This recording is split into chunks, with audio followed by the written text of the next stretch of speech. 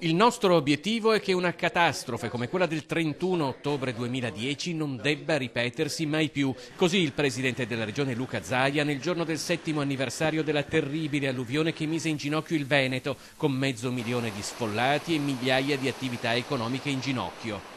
La situazione da allora è cambiata e l'anniversario dell'alluvione diventa occasione per fare il punto degli interventi programmati e realizzati. In Veneto sono state avviate 325 opere, 280 delle quali completate per un importo complessivo di 230 milioni di euro, ma gli interventi effettuati a vari livelli, sia con la programmazione regionale che con fondi europei e nazionali, sono 650 per un importo di quasi 400 milioni di euro.